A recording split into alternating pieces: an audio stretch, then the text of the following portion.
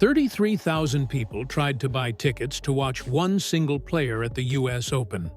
And by the time the dust settled, ticket prices across an entire tournament had been quietly rewritten because of her.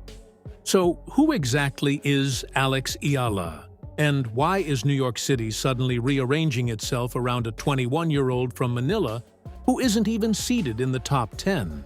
That's the question every tournament director from Washington to Toronto to Cincinnati has already been forced to answer this summer.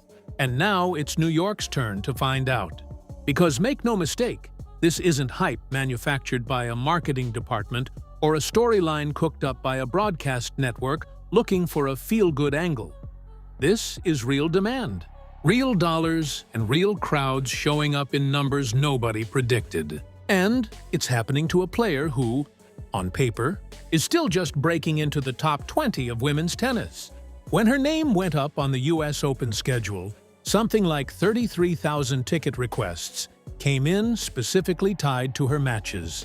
A number so large, it forced tournament organizers to go back and rethink how they were pricing seats. Think about that for a second. Not 33,000 tickets sold.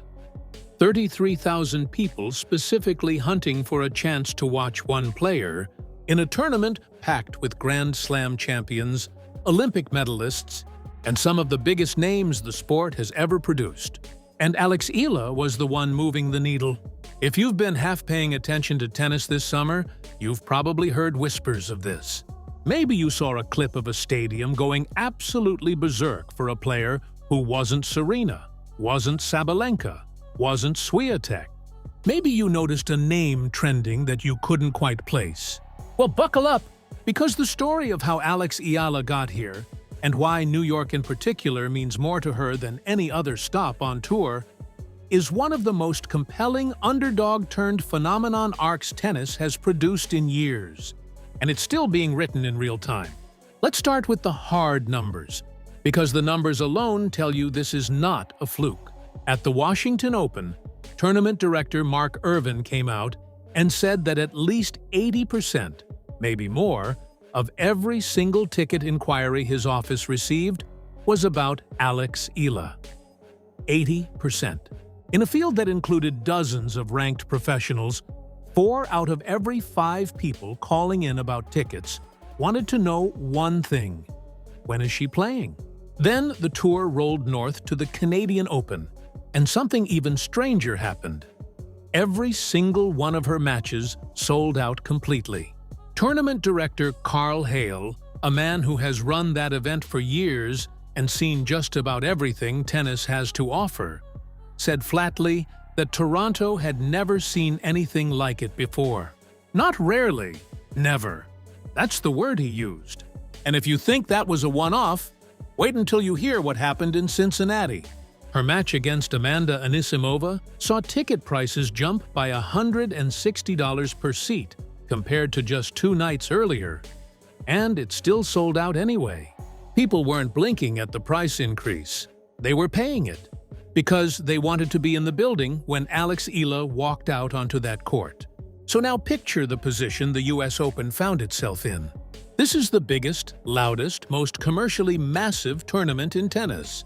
A place where organizers have decades of data on what sells and what doesn't. And even they looked at the demand data rolling in from Washington, Toronto, and Cincinnati and decided they needed to do something extra. What did they do?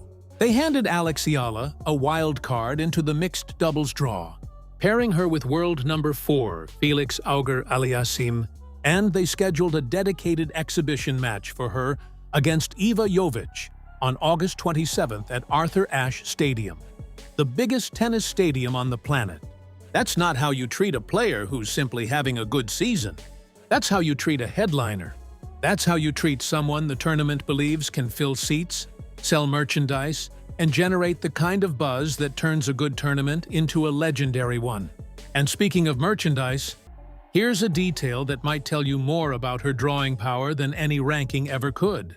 Nike released a $42 signature shirt with her name on it, and it sold out within minutes. Not days, minutes. Meanwhile, merchandise from Carlos Alcaraz, from Jannik Sinner, From Arina Sabalenka, some of the most recognizable names in the entire sport, remained sitting on shelves, still available. Let that sink in. A 21-year-old who is currently projected as roughly the 15th seed at this tournament is outselling players who have won multiple Grand Slam titles and spent time as world number 1. That's not just a fan base. That's a phenomenon. So now the obvious question becomes, why? Why her? Why now? And why does New York specifically seem to be shaping up as the loudest, most emotional stop yet on what people are already calling the Eala Effect Tour? To understand that, you have to go back. Not just to this season, not even to her junior career, but to a love story from the 1980s that, without either of them knowing it at the time, planted the very first seed of Alex Eala's connection to New York City. Her grandparents, Frankie and Melinda, met and fell in love in New York back in the 1980s, while both of them were attending college in the city. Frankie was at Louisiana State University. Melinda was studying at Marymount Manhattan College, and as the story goes, Frankie had actually come to New York just to visit a friend. He wasn't looking for anything more than that. And then he met Melinda, and, in Alex's own words from an ITF blog entry she wrote years ago, the rest is history. They eventually married back home in the Philippines, but before that, they spent 15 years living in New York before finally returning to Manila. So when Alex Eala talks about New York feeling like a second home, she's not exaggerating for a highlight reel or spinning a media-friendly narrative. This city is quite literally woven into her family's origin story. She even has other relatives still living in New York today, which is why, in her own words, every trip back to that city carries extra weight. It's not just a tournament stop, it's a pilgrimage of sorts. And that emotional connection collided head-on with raw talent in 2022, when at just 17 years old, Alex Eala captured the U.S. Open Girls Singles title, becoming the very first Filipino player in history to win a junior Grand Slam singles trophy. Think about the magnitude of that for a moment. An entire nation, with a population north of 100 million people, had never produced a junior Grand Slam singles champion until a 17-year-old girl did it in the one city where her grandparents fell in love 4 decades earlier. You couldn't script that kind of symmetry if you tried, and she knew exactly what that moment meant, telling reporters afterward that the win wasn't just her win. It belonged to everyone who had been rooting for her.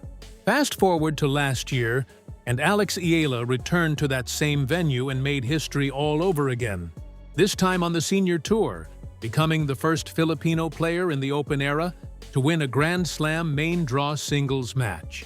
Her opponent was Clara Towson, ranked world number 14 at the time, no minor scalp, no lucky bounce against a struggling veteran, but a legitimate top 15 player in the world. And the match itself was pure theater. Alex found herself down 5-1 in the third set, a deficit that would have crushed most careers right there in the moment, let alone a young player still finding her footing on the biggest stages in the sport. She clawed her way back. She saved 4 separate match points, 4 chances for Towson to close it out, 4 times Alex refused to let it end, and eventually dragged the set into a tiebreak, which she won 13 points to 11. When Towson's final return sailed long, Alex Eala collapsed onto the court in disbelief, overwhelmed by a moment that had, just minutes earlier, seemed almost impossible. She told reporters afterward that she doesn't have a home tournament in the traditional sense. No home slam in the Philippines, obviously, but that having this specific community show up for her at the US Open made her feel like she was home anyway. And that community is not small.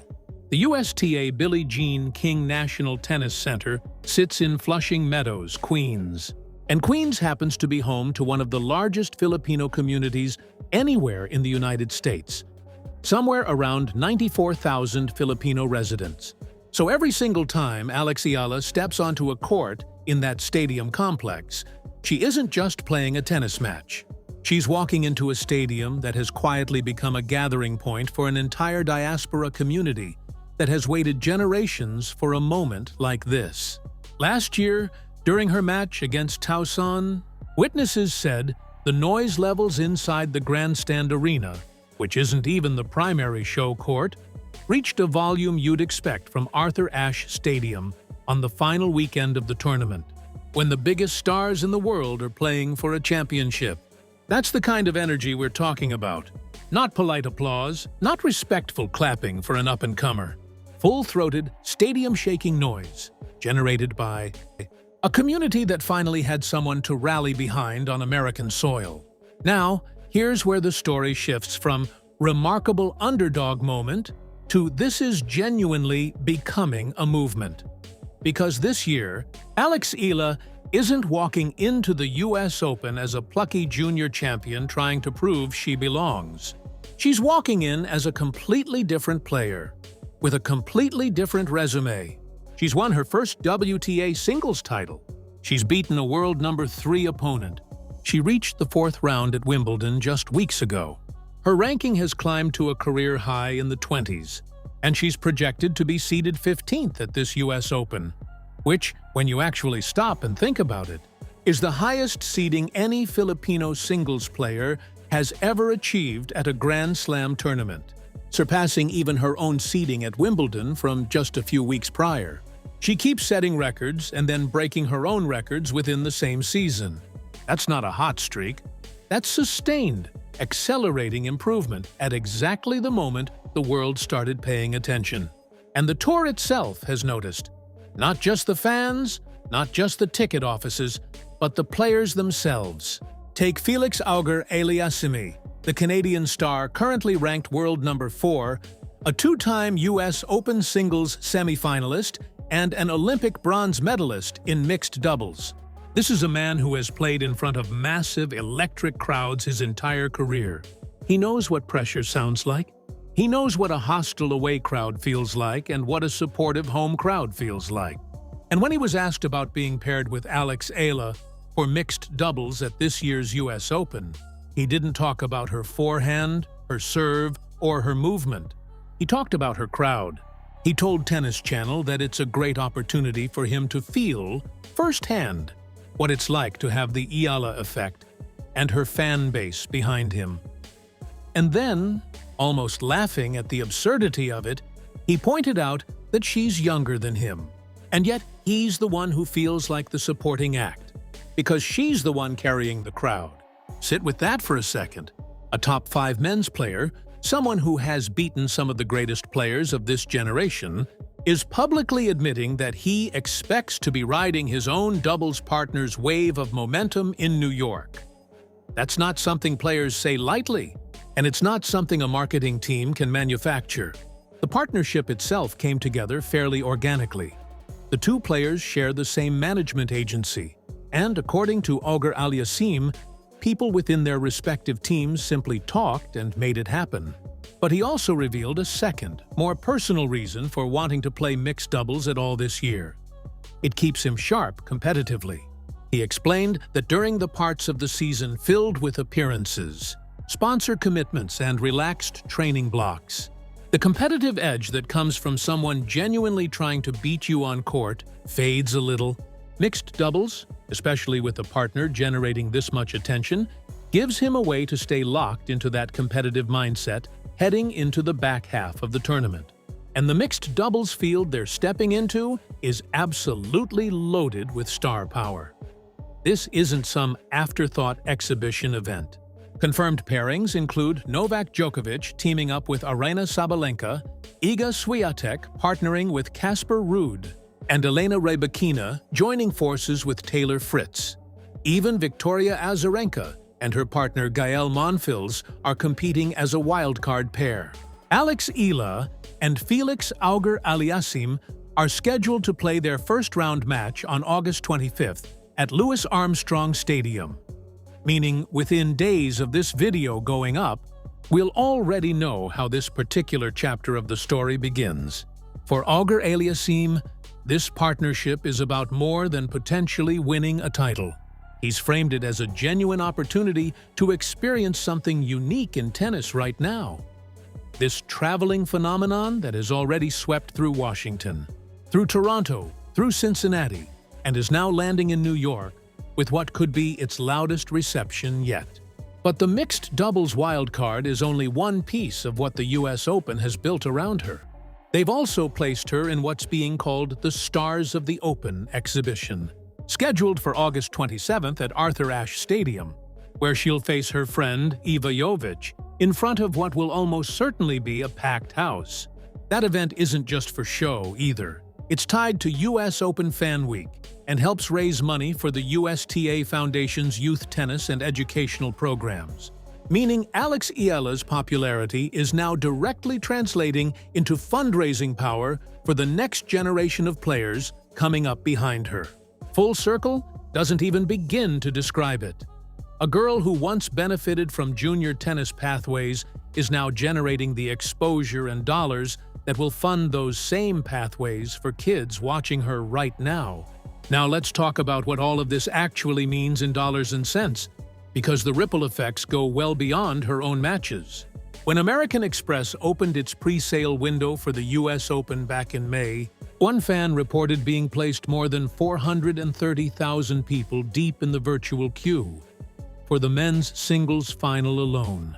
Another fan pointed out that seats which cost $600 for the exact same location last year were listed at $2,400 for 2026.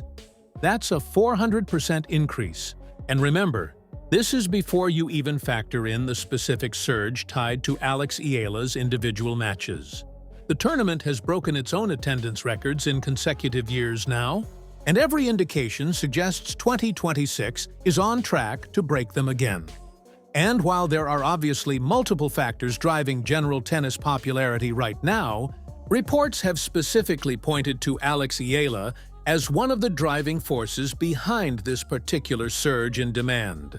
So what does all of this actually mean for her chances once the tennis itself begins?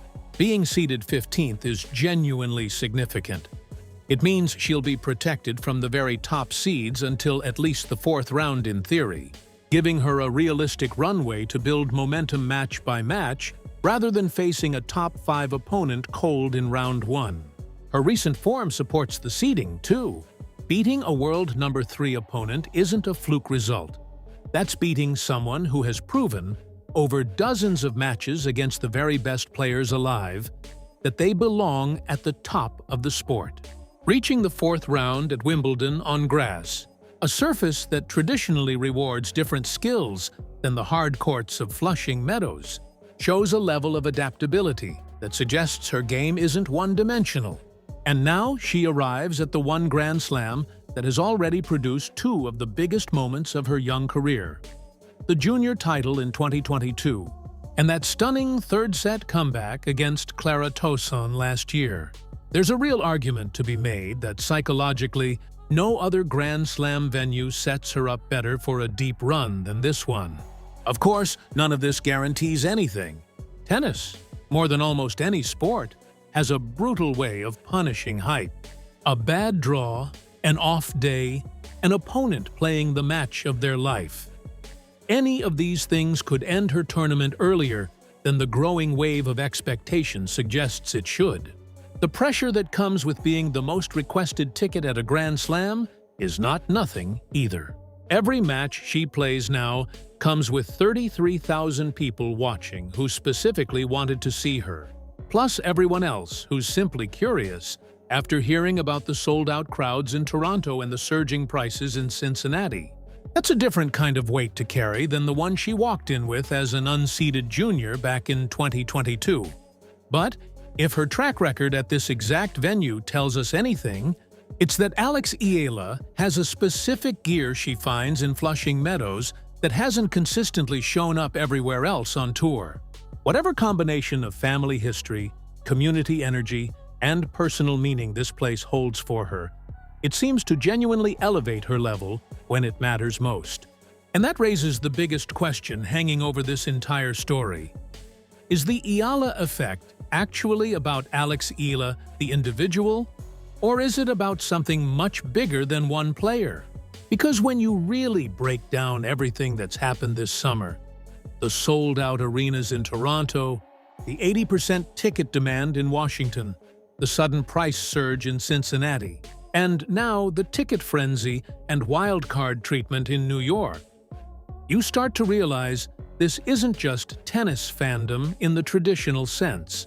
This is a diaspora community spread across multiple cities in North America, mobilizing every single time she plays, showing up not just as tennis fans, but as representatives of an entire national identity that has waited a long time for a moment exactly like this one. When she said after her win over Tosin that being Filipino is something she takes enormous pride in, she wasn't offering a throwaway soundbite for reporters.